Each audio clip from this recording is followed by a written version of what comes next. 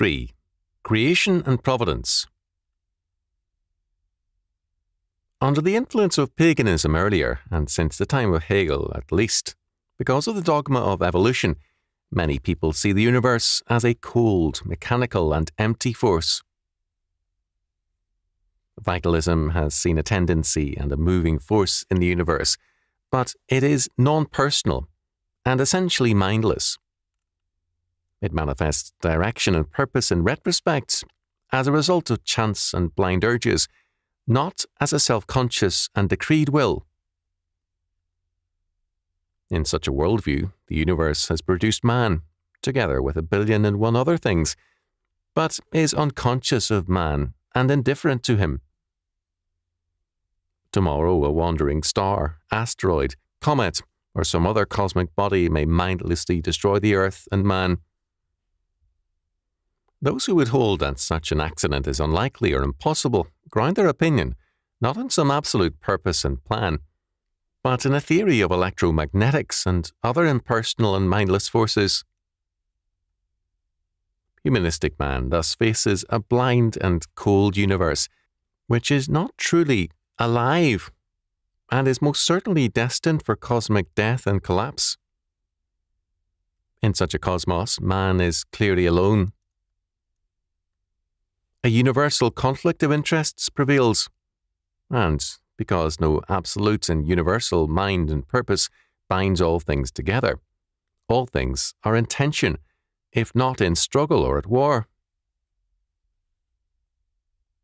William Butler Yeats, in his poem, The Second Coming, summarized the modern mood tellingly. Things fall apart. The centre cannot hold. Mere anarchy is loosed upon the world. In a world in which things fall apart by nature, man too falls apart. In the empty and meaningless world of modern thought, the doctrine of providence has become remote and has receded even from the mind of the ostensible believers. To be, quote, scientific, end quote, means to view reality as a cold business of weights and measures, which is best known by scientific instruments rather than scripture. Science is contrasted to religion, as though science represents an intelligent and realistic view of things, whereas religion offers merely the blindness of faith. Of course, all thinking rests on pre-theoretical presuppositions, so that faith is the foundation of science as much as of, quote, religion, end quote. Modern scientific theory is the outworking of a humanistic religion, not of observations or testing. It is a manifestation of faith, not reason, so that the conflict between, quote, science, end quote, and Christianity is a religious war, not a battle between science and superstition. Churchmen, however, as well as men generally, have been heavily influenced by the Hegelian Darwinian perspective. As a result, churchmen may profess to believe the Bible from cover to cover, but, in practice, they move as though the world belonged to Darwin rather than the triune God. Even where men are deep in religious experiences, they are commonly remote to the providence of God and to his government and law. Not surprisingly, in import, many theologies see the government of God as withdrawn from the world, as though creation could exist or continue for a second apart from God's sovereign decree and government. Because God and his providence are remote to modern churchmen, they see immediacy and relevancy in preaching experientialism, not theology. This means more emphasis on being born again, a product, rather than on the objective fact and cause, God's work of atonement and justification, on his sovereign act of electing grace. Too doctrinal a sermon is held to be remote because God is seen as remote. If a doctrinal sermon is preached, it is abstract because God is seen as abstracted from this world. The Reformation saw a very strong and heavy emphasis on objective doctrine. At the same time, the Reformers were strongly and intensely involved in the social and political scene and in the cure of souls. All this was seen as intimately and radically related. In the 17th century, we can see the rise of introspection, the emphasis on the psychology of conversion as against the theology thereof, and the emphasis on the subjective as against the objective infiltrate the church. The older objective approach came to be regarded in time as dead orthodoxy and, quote, scholasticism, end quote. While some elements of scholasticism are here and there discernible, usually this accusation means that the objective facts of God's nature and revelation are given priority over subjective perspectives and experiences. Certainly, the common charge that the Westminster Standards are, quote, scholastic, end quote, is evidence not of any truth with regards to those documents, but to the strident subjectivism and or existentialism of the critics. The doctrine of creation requires us logically to have a God-centered and objective worldview.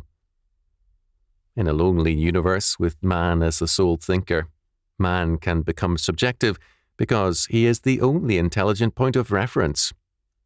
All else is at best a blind order, or perhaps a blind, accidental order. And he alone can tell that tale, understand the universal meaninglessness and cosmic surd. Meaning, then, is obviously subjective.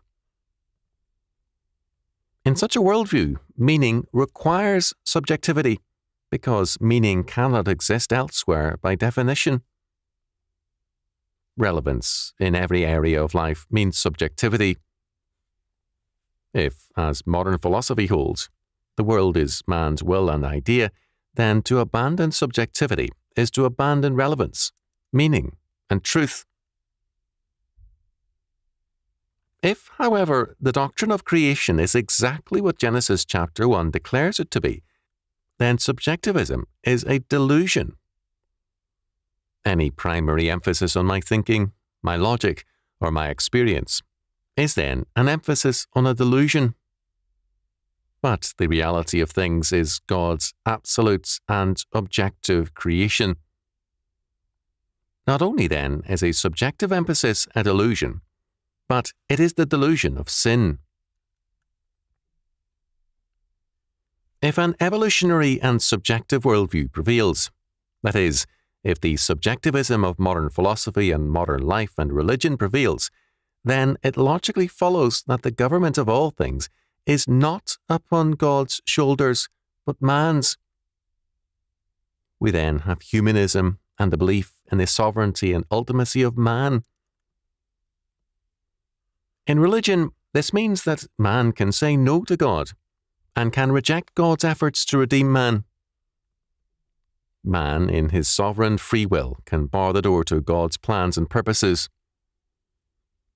In such a perspective, no consistent doctrine of providence is possible.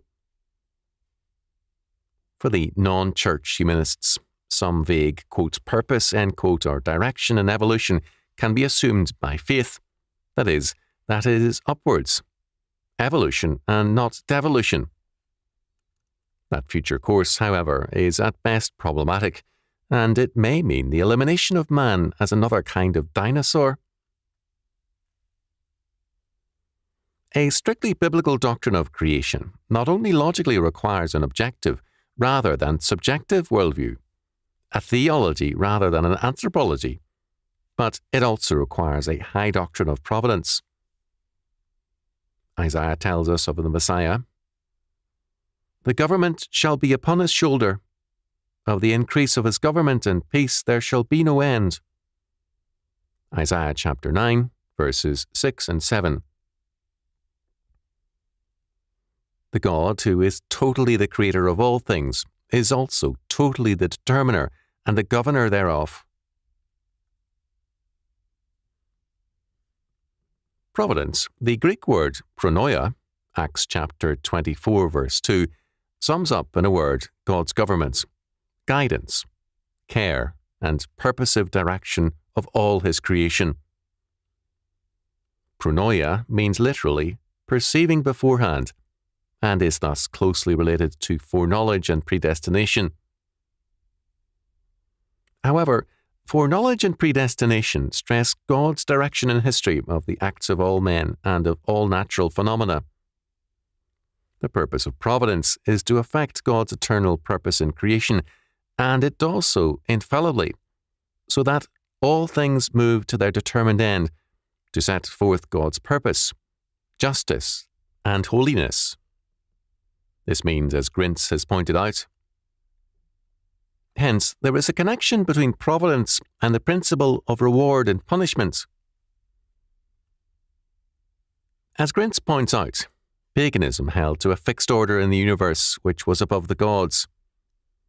The gods were themselves products of the universe, not its governors. Providence means rather God's unlimited and total control over all creation, and also his personal relation with all men and with all things, without exception. It means, moreover, that neither is there any creature that is not manifest in his sight, but all things are naked and opened unto the eyes of him with whom we have to do. Hebrews chapter 4, verse 13. God's providence is cosmic. It embraces the whole of creation. It is national, in that it controls the destinies of all nations, peoples, tribes, and tongues. It is personal, extending to every man in every age of history. It is natural, in that it includes the flowers and grass of the field and the sparrow. It is total, because he is the sovereign Lord and Creator. As Grince notes, it can be said that the entire Bible is a record of divine providence, whether general or individual. In Psalms and in Proverbs, the doctrine of providence is set forth with respect to the details of our lives and actions. Proverbs chapter 16, verse 33 declares, "The lot is cast into the lap, but the whole disposing thereof is of the Lord." Nothing is outside God's government and providence. The king's heart is in the hand of the Lord as the rivers of water. He turneth it whithersoever he will. Proverbs chapter 21, verse 1. All things are governed by God's providence in terms of God's objective and holy purpose, not in terms of man's subjective judgments and pleasure. Man's pleasure comes, in any true sense, in enjoying and glorifying God, who is ever mindful of his own, and who is the eternal judge of all things. Thus, Solomon counsels, "Rejoice, O young man, in thy youth, and let thy heart cheer thee in the days of thy youth, and walk in the ways of thine heart, and in the sight of thine eyes. But know thou that for all these things God will bring thee into judgment." Ecclesiastes chapter 11, verse 9.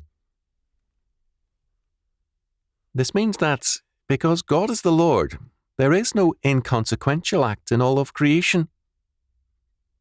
Romans chapter 8, verse 28 makes clear that God uses every event to his own good purpose, so that even man's wrath and evil shall praise him. That is, work to God's purpose and glory. Psalm 76, verse 10. As a result, God's purpose can never be frustrated, and all things work together for evil to them who deny the Lord.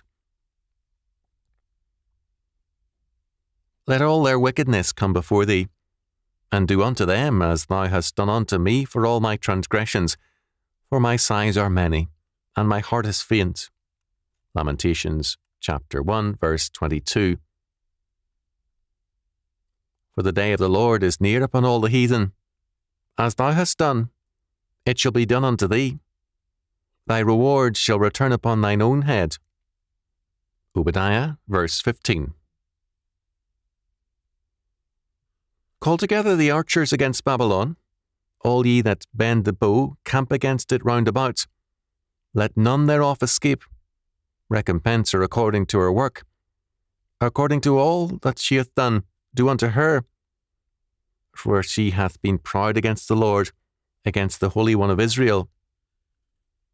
Jeremiah chapter 50, verse 29.